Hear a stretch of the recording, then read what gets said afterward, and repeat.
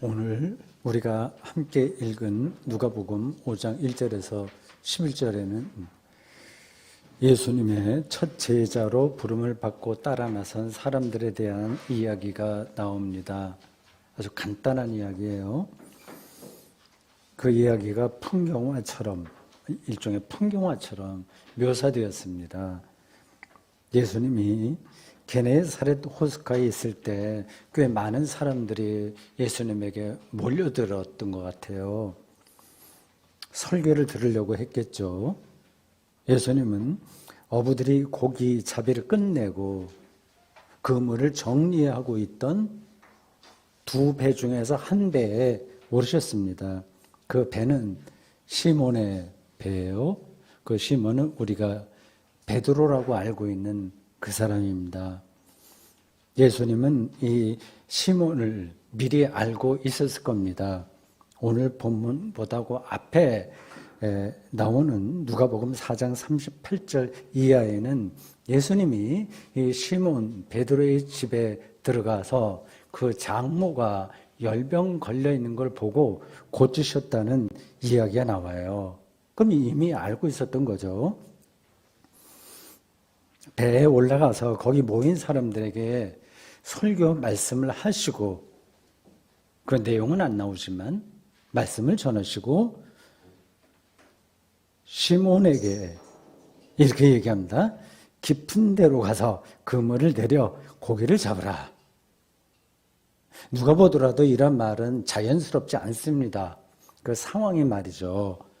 고기잡이 전문가는 시몬이에요.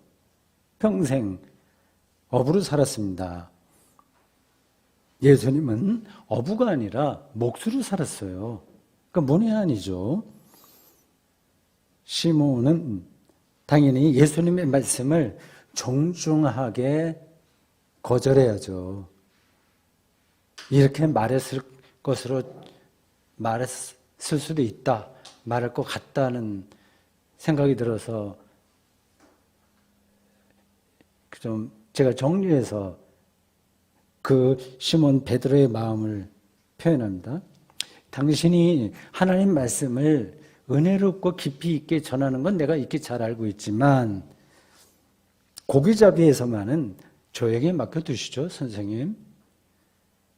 호의는 고맙지만 일단 그물 정리를 우선 끝내고 저와 함께 우리 집에 가서 일전에 우리 장모 고쳐주지 않았습니까? 집에 가서 아침밥이나 같이 드시죠. 저희 장모께서 아침밥을 준비해 놓았을 겁니다. 이렇게 말하는 게 자연스럽습니다. 그런데 시몬은 다르게 반응해요. 5절 말씀을 들어보세요. 선생님, 우리들 밤이 새도록 수고하였으되 잡은 것이 없지만은 말씀에 의지해서 내가 그물을 내리이다. 평소 나사렛 예수를 향한 시몬의 신뢰심이 아주 깊었나 봐요. 자기 전공 영역인데 잘 모르는 분이지만 그분을 신뢰하고 있으니까, 그래서 밤새도록 고생만 하고 별로 고기를 잡지 못하지만, 그래서 이제 그물을 빨리 이렇게 챙겨놓고 집에 가서 아침밥도 먹고 좀 쉬어야 되는데 다시 그물질 할 리가 신뢰하지 않았다면 없죠. 굉장히 깊이 예수님을 신뢰하고 있었던 것 같아요. 저는 이 시몬의 진술이 그날 하루의 상황만을 가리키는 게 아니라 자신의 인생 전반에 대한 고백이라고 생각합니다. 그는 평생 고기를 잡으면서 살았습니다. 그리고 앞으로도 계속 아들, 딸 잘 낳고 행복한 가정을 꾸려야 됩니다. 이를 위해서는 가능한 한 고기를 많이 잡아야 됩니다. 문제는 삶의 궁극적인 의미입니다. 고기는 많이 잡을 수도 있고 적게 잡을 수도 있는데 궁극적인 의미예요. 밤새도록 수고했으나 아무것도 남는 게 없는 듯한 인생이었습니다. 여기 나이가 드신 분들은 이 사실을 뼈저리게 느낄 겁니다. 재산을 어느 정도 모아서 노후가 살만하고 자식들도 잘 키워서 일가를 이뤘고 자신의 건강도 괜찮으니까 이제 즐겁게 인생을 즐기기만 하면 될 겁니다. 그래서 생각하고 살 거예요. 그게 행복의 기준입니다. 그래서 다른 사람에게도 나 행복하지. 나 걱정 없어. 뭐 이렇게 열심히 살았더니 좋은 일들만 많더라. 자기 스스로도 그렇게 생각하고 다른 사람들에게도 그렇게 이야기합니다. 제가 보기에 정확한 생각이 아니고 솔직한 말도 아닙니다. 밤새도록 수고하였으나 잡은 것이 없다는 시몬의 고백이 더 정확하고 더 솔직합니다. 안 그런가요? 사람들은 이런 시몬의 고백을 인정하면 자기 인생이 부정될까 두려워서 이런 사태를 아예 외면하는 겁니다. 이와 연관해서 다음과 같은 C.S. 루이스의 말이 인상 깊습니다. 메리에게 루이스가라고 하는 작은 책자 139쪽에 있습니다. 죽음을 대하는 태도는 세 가지밖에 없다고 봅니다. 죽음을 갈망하거나 두려워하거나 무시하거나. 현대인들은 세 번째 것을 건강한 태도라고 부르지만 사실 그것은 셋 중에서 가장 불안정하고 위험한 태도입니다. 시몬은 호수 깊은 데로 가서 그물을 내렸습니다. 놀랍게도 그물이 찢어질 정도로 고기가 많이 잡혔다고 하네요. 다른 배에 있는 친구들도 거들어야 될 정도입니다. 두 배가 만선이 되었습니다. 이제 그들은 밤새도록 헛수고했었는데 두 배에 가득 찼으니까 요즘 표현으로 대박이다. 환호성을 치면서 동네 사람들을 집으로 초대하여 잔치를 벌이면 됩니다. 로또 당첨된 거하고 비슷하잖아요. 또는 동네 사람들에게 야 봐라 예수님 말씀에 순종하니까 이렇게 고기를 많이 잡을 수 있다. 그렇게 해라. 그렇게 떠벌릴 수도 있습니다. 그런데 시몬은 전혀 엉뚱한 행동을 합니다. 8절이 그 상황을 이렇게 전하네요.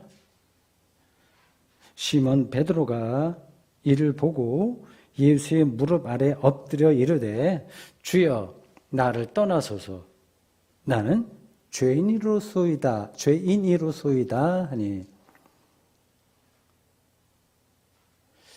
나이가 드니까 이런 발음도 정확하게 안 나오네요. 죄인이로소이다 하니. 옛날식으로 번역이 됐죠. 앞으로도 만선의 행운을 누리려면 어떻게 해야 돼요? 예수를 붙들어야 됩니다. 그 말 한마디에 만선이 되지 않았습니까? 그런데 이 베드로는 나를 떠나소서라고 말을 해요.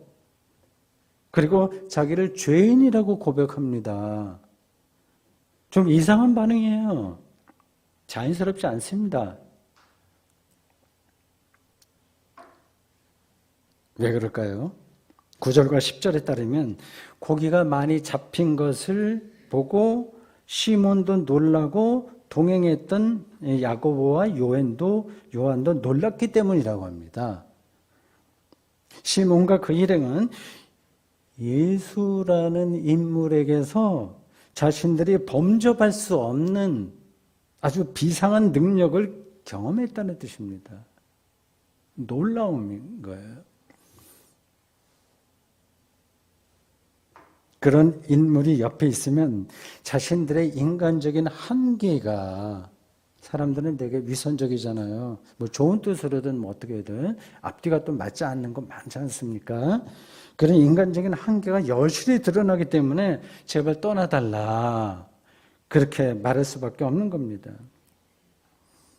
시몬과 그 일행이 예수에게서 무엇을 경험한 것일까요? 생각해 보셨습니까?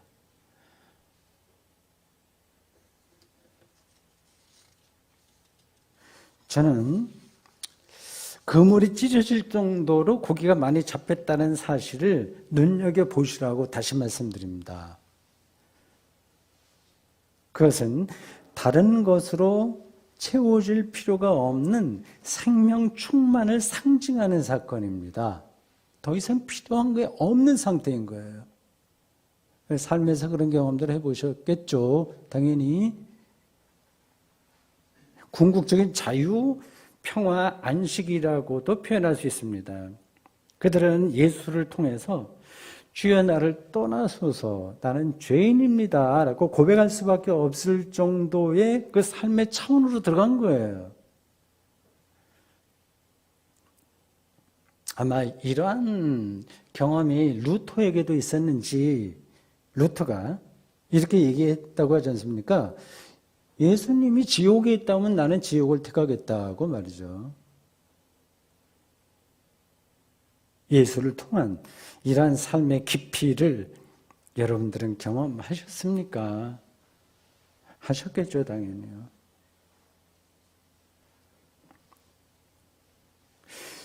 삶의 조건이 지금 많이 좋아졌는데 현대인들은 옛날 사람 못지않게 정신적인 어려움을 겪고 삽니다. 가득 채워지지 않았다는 겁니다. 빈 게 너무 많은 거예요. 트라우마와 강박도 예상외로 많습니다. 기질적으로 그렇게 태어난 사람도 있고 삶의 과정에서 그런 상처를 입기도 합니다. 정신과 약물 치료가 필요한 사람들은 받아야 됩니다. 뭐 불편하게 생각할 거 없어요. 받아야 됩니다. 심리 치료도 필요합니다. 개인 상담이나 집단 상담도 도움을 줍니다. 이런 일에는 정신과 의사나 철학자 또는 사람의 마음을 잘 읽어내는 전문 종교인들도 한몫을 담당합니다. 법륜 스님 이런 분들이 그런 집단 상담을 잘 하시는 것 같더라고요. 이를 위한 각종 TV 프로그램도 있습니다. 일종의 힐링 캠프라고 불릴 만한 그런 치유 방법론들이 실제로 우리의 운명을 얼마나 바꿀 수 있을까요?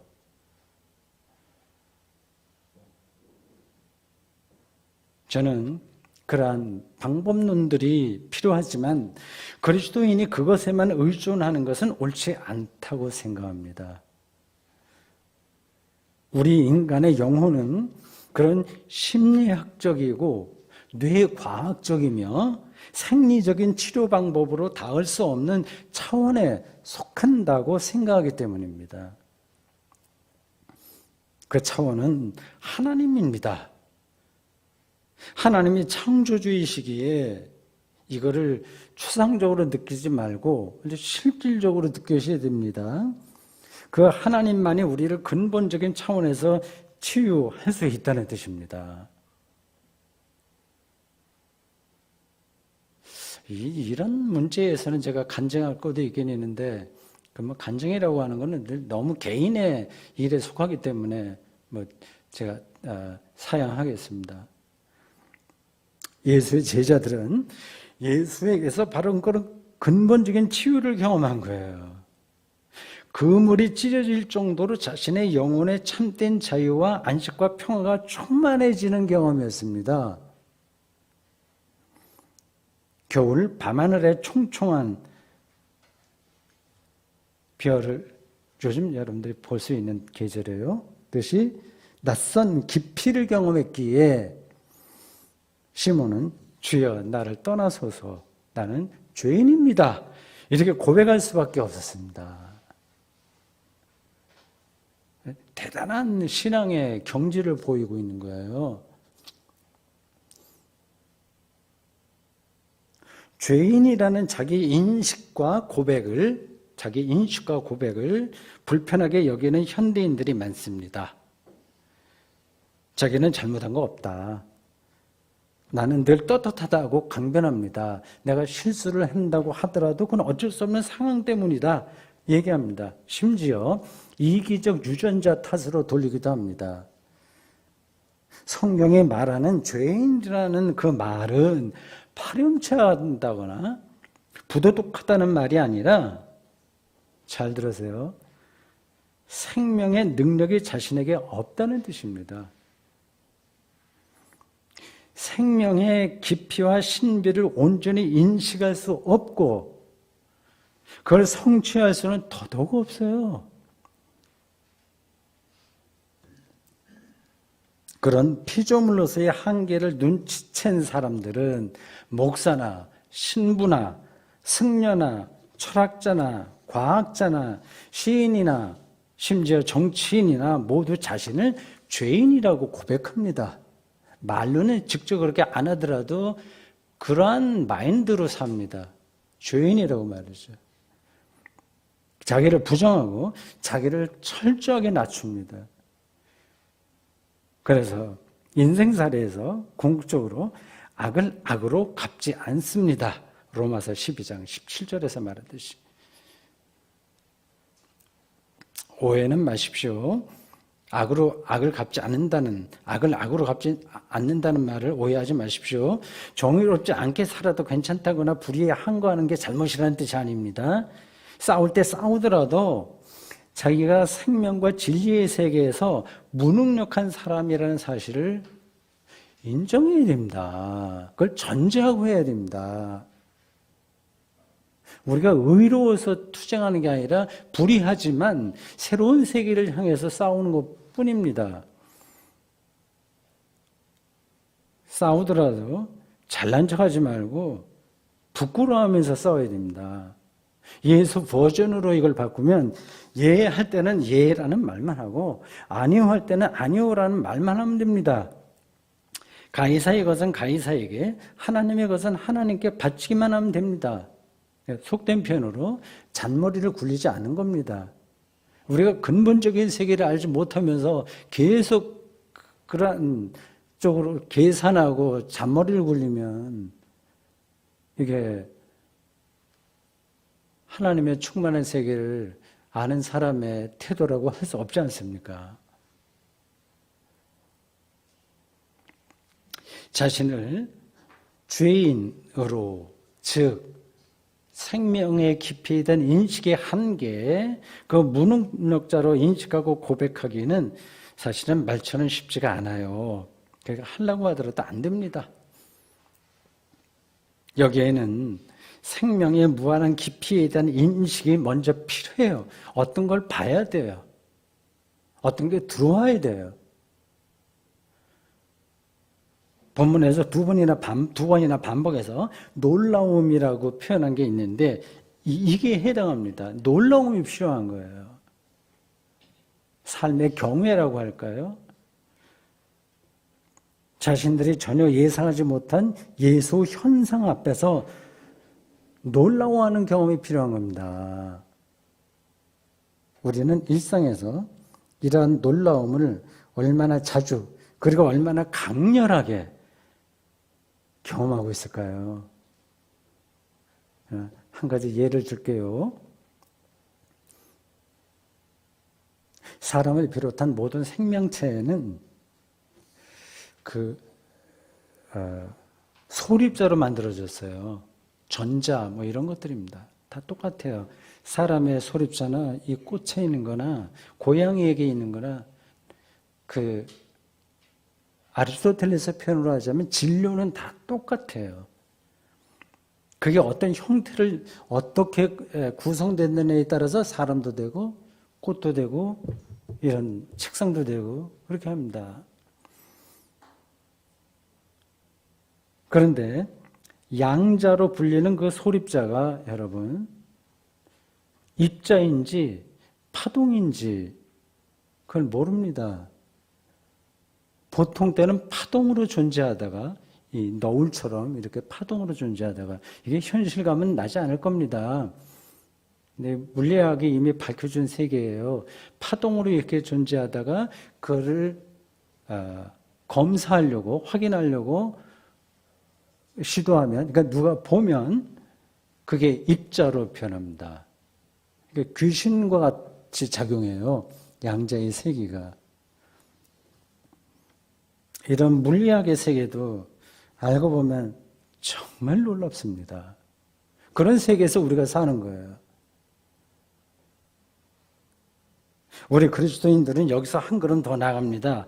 소립자가 인간이라는 형태를 이루기까지의 그 아득한 전체 과정에 하나님이 개입하셨다고 믿습니다. 그게 창조론의 핵심인 거예요. 세상의 신비와 하나님의 창조 능력을 실제로 안다면 너무 어마어마하기 때문에, 신묘막측하기 때문에 세상과 사물에 관한 자신의 인식이 얼마나 유치한지, 다른 사람에 대한 판단이 얼마나 피상적인지, 그리고 생명의 근본에서 얼마나 무능력한 존재인지를 고백할 수밖에 없어요. 그것을 경험한 사람은 자기를 높이는 데에 인생의 목표를 두지 않습니다. 그리고 스스로 높다고 자랑하는 사람들을 부러워하지도 않고 두려워하지도 않습니다. 너무 엄청난 사실을 직면하고 있는데 그 자질구질한 작은 조금 잘났고 못났고 그런 게 눈에 들어오겠습니까?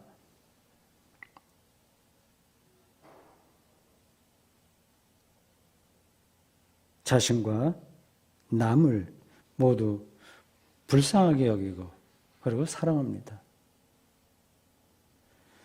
이럴 때 궁극적인 차원에서 구원 사건이 발생합니다. 영혼이 자유로운 인간이 되는 겁니다. 오늘 본문의 시몬과 그 일행만이 아니라 다른 모든 제자와 초기 그리스도인들은 예수에게서 바로 그것을 경험한 거예요.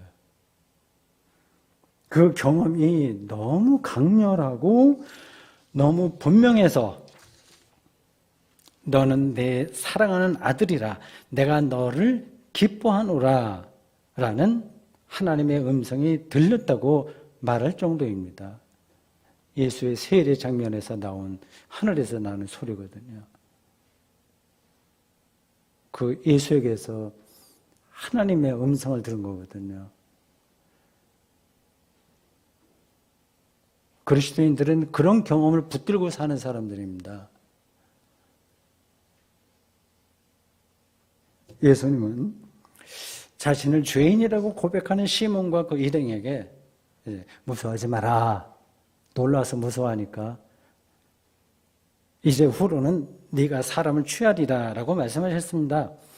이 말씀에 대한 이들의 반응을 11절에 이렇게 전하네요.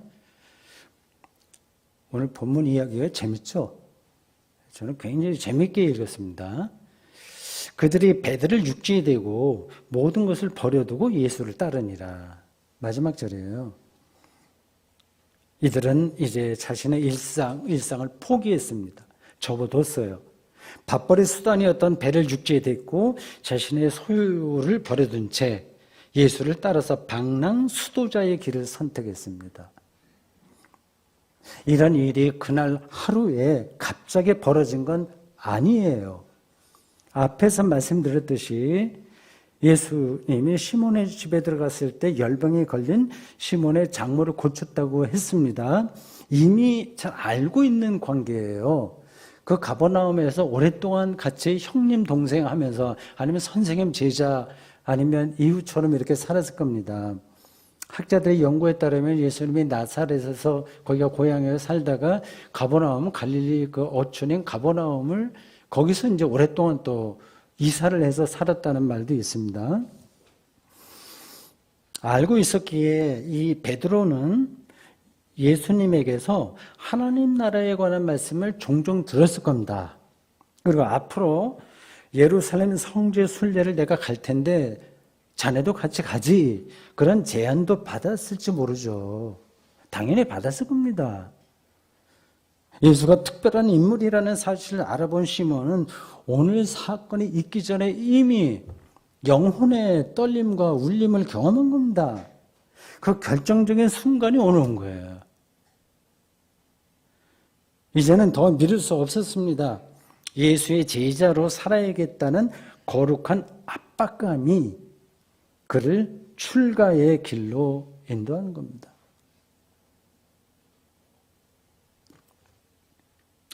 예수 그리스도의 제자가 된다고 해서 누구나 시몬과 그 일행처럼 출가의 길로 들어서야만 하는 건 아닙니다. 우리는 지금 그럴 수는 없어요. 지난 그리스도교 역사에서도 출가한 이들보다는 그냥 자기 일상을 영위하면서 살았던 그리스도인들이 훨씬 많습니다. 모두 출가한다면 누가 세속의 삶을 책임질 수 있겠습니까? 그리스도교 전체를 놓고 본다면 준비가 된 일부 사람들만 출가 수도승으로 살면 됩니다. 나머지는 그냥 세속 삶을 살아야 돼요. 그런데 본질적인 차원에서 우리는 모두 그리스도의 제자이기에 본질적인 차원에서는 이 본문에 나오는 시몬과 그 일행이 선택한 삶의 방향성만이 유지해야 됩니다. 이를 저는 제가 수도승이라고 이름 붙이고 싶습니다. 출가 수도승이 아니라 제가 수도승입니다. 수도승이라는 말은 구도적인 사람이라는 뜻이에요. 수행적으로 산다는 뜻입니다. 다 그렇게 살아요. 어떤 사람들은 돈을 버는 걸 수행처럼 삽니다. 그게 자기 삶의 목표니까. 우리는 모두 세속의 일상에서 구도적으로 사는 제가 수도승입니다. 한번 집에 가서 나는 제가 수도승이야. 한 5번 정도 말씀해 보십시오. 그런 삶의 방향성이 없으면 우리는 유명무실한 그리스도인으로 인생을 끝내고 말 겁니다. 그게 삶의 분량이라고 생각하는 사람들은 그렇게 사십시오. 그렇게 살아도 하나님의 은혜를 경험할 겁니다.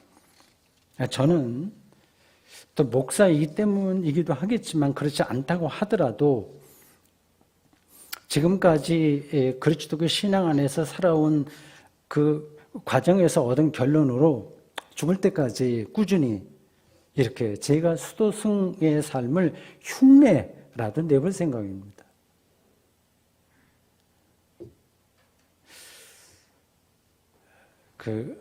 제가 원당에 사는데 거기 우리 집을 수도원 공동체로 여기자고 가족과 이야기를 진작부터 나누었습니다. 흉내를 내는 거죠. 수도원 안에서의 활동은 크게 기도와 노동으로 구분됩니다. 기도에 관한 일은 일단 접어두고 노동 문제에는 이렇게 정리되어 있습니다. 저는 주로 텃밭과 마당, 나무 관리와 건물 관리 등을 맡습니다. 집안일로는 진공 청소기 작업과 음식 쓰레기 처리와 분리수거 이런 겁니다. 그리고 가장 바쁘게 사는 둘째 딸은 독립된 작은 텃밭을 가꾸고 차 마시는 방의 인테리어와 청소를 책임집니다. 아내는 화장실 청소와 꽃밭 가꾸기와 식사 준비입니다. 일전에 아내가 새로운 아이디어를 냈어요. 식사 준비가 끝난 뒤에 우리 집은 집이 2개를 이렇게 한 거기 때문에 좀 이상합니다, 구조가. 식사 준비가 끝난 뒤에 부엌에서 남편과 딸을 목청껏 이렇게 불러도 잘 안 들리니까 이제 중간에 종을 하나 사서 달겠다는 겁니다. 그래서 한 번 땡그랑 울리면 남편이 부엌으로 와야 되고 땡그랑 2번 울리면 딸이 와야 되고 땡그랑 3번 울리면 둘 다 와야 됩니다. 수도원 풍경을 작게나마 만들어가는 중입니다. 제가 수도승의 방향성을 시몬과 그 일행의 행동에서 찾을 수 있습니다. 앞에서 짚은 대로 그들은 배를 육지에 대고 모든 소유를 버리고 예수를 따랐다고 합니다. 일상을 멈추고 소유에서 벗어나고 예수 그리스도에게 나타난 하나님의 구원 사건에 집중하는 겁니다. 근데 이렇게 사실 살기가 힘들잖아요. 그건 거의 불가능하죠. 자본주의 세상에 살려면 재산도 어느 정도 늘려야 되고 재미있는 거, 그 맛있는 거 이런 것도 찾아야 됩니다. 그리고 이런 세속의 일상을 하나님의 선물로 여겨야 됩니다. 즐겁게 살아야죠. 재산도 있어야 되죠. 여기에 우리 제가 수도승의 딜레마가 놓여 있는 거예요. 이전 투구처럼 작동하는 이 세상에 두 발을 딛고 살아갈 수밖에 없는 상황에서 어떻게 첫째자로 부름을 받은 사람들과 비슷한 삶의 방향성을 유지할 수 있을까요? 그러니까 실제로 가능할까요? 정해진 대답은 없습니다. 각자 답을 찾아야 됩니다. 각자. 저의 생각은 이렇습니다.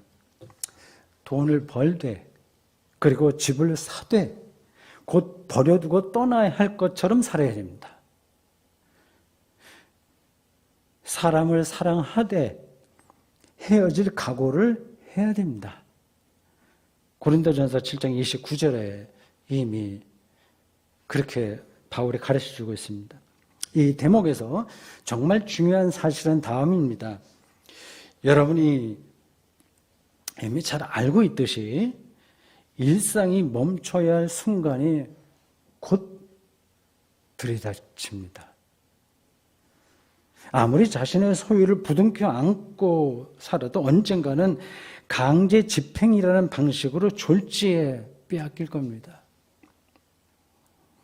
그런 순간이 오기 전에 종종 일상을 좀 멈추고 제발 조금씩이라도 자신의 소유를 내어주는 훈련을 구도적으로 수행해 간다면 그런 결정적인 순간이 닥쳤을 때 당황하지 않을 뿐만 아니라 살아있는 지금 이미 하나님의 생명으로 충만해질 겁니다.